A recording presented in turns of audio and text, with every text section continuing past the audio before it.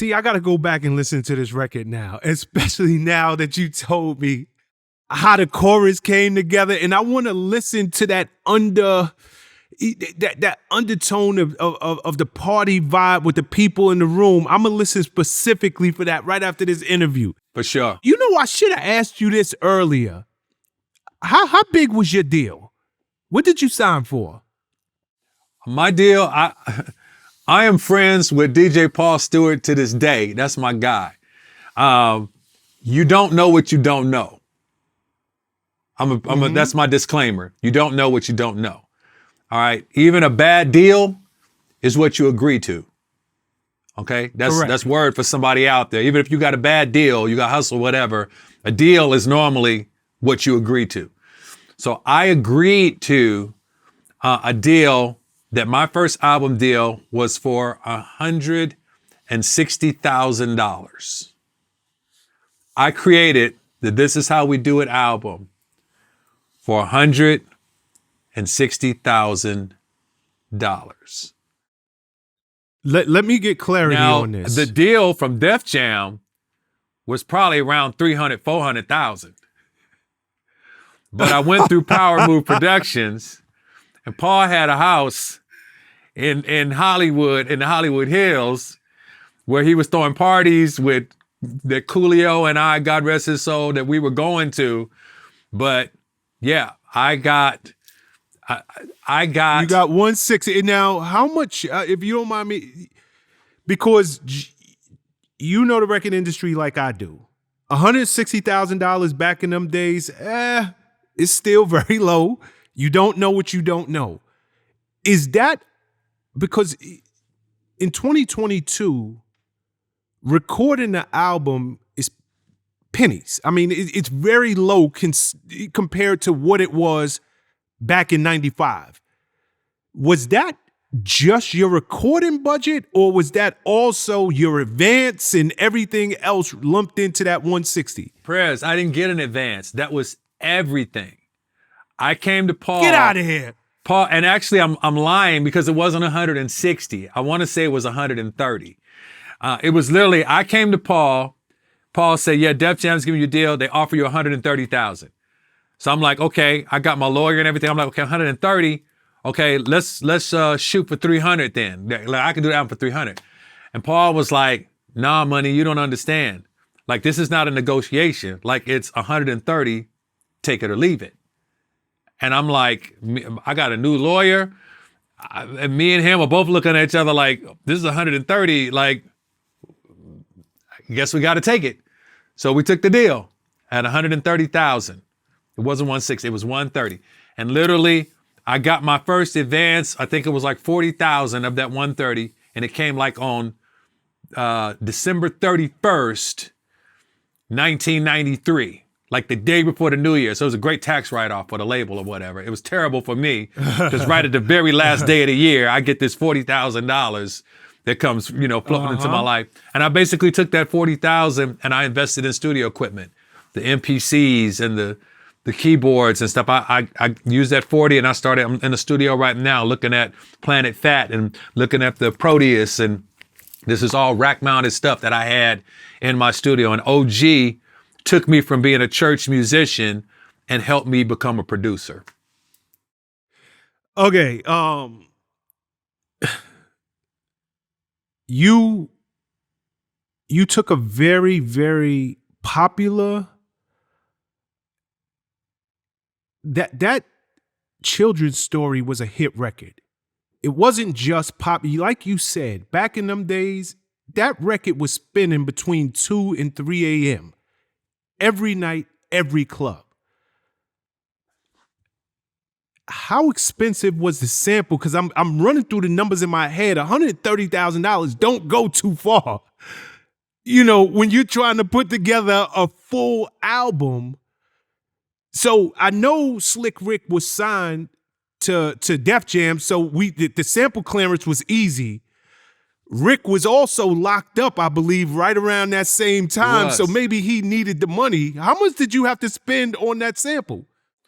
Well, let me say we took a hit and we made it a classic.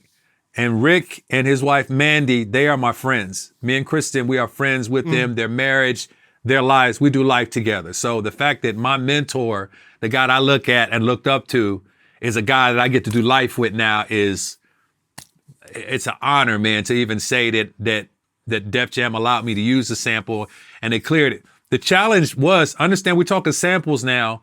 This was early on in the sample game, right? So understand my first album had probably 30 samples on the album. Like my entire album was sampled records or me sampling and singing stuff in the songs because I thought I was paying tribute to the people that I loved musically. You know what I'm saying? So I give this example because this is a song I did with my guy Coolio, like I said, who's passed away. We did a song on my album called Payback, right? And back then, because we were label mates or whatever, I could give, him less or whatever because we like trading favors. I would do something on his project or do something for his artist or for his group. We were exchanging favors. On that song Payback, that's on my first album, I go into this part of the song where I say, girl, it feels like payback. I really, really hate to say that. I thought you were trifling, giving me the shove, but you're gonna miss my love. That right there. You're gonna miss my love. Yep. Lou Rawls, you'll never find. I gotta cut Lou Rawls, right? And then right after I say, you're gonna miss my, oh, golly Wally, she was raised in hell. She was so unfaithful. I went right from Slick Rick, in there. Dougie Fresh, Full Force. Yep.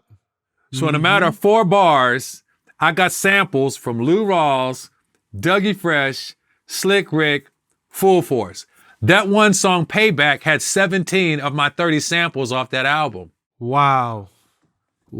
I'd have took that off the album. That song would have never made the album. Come on, Prez. I'm telling you, that song would have never, when they hit me with 17 samples at once, I'd have been like, you know what? I like that song. I just don't like it that much. It was fire, bro. It would have never made that album. Yeah, man. Oh, man. Okay. So the album drops. This is how we do it. Self-entitled, right? It comes out. Lead track on the album is a certified smash, monster out the gate. Goes #1 on Billboard for 7 weeks. To this day, you probably got something like 250 million streams on Spotify. This record is considered, one of the top 100 party songs of the last century. I don't care if you go to a party today, you're going to hear this record. You're going to hear records like Poison. It's just certain staple records out there that no matter when you go to a club, a gathering, a barbecue, they're going to play these records. You have one of them. I know your life did not change when you got that advance. How did your life change when this record touched down? When This Is How We Do It drops, my entire world as an inner city kid from South Central Los Angeles opens up. I think one of the greatest joys and greatest mistakes that happened at the beginning of my project was right as my record is dropping, I think the distributor that Def Jam is with is kind of in flux. They're like changing. And so they're doing some major stuff outside of the country. So immediately when my record drops, I'm overseas. I'm in Spain. I'm in the UK. I'm traveling all around. I went to a bullfight over in Spain with Russell and Leor Cohen. We had bullfights. And I got the #1 record in the United States.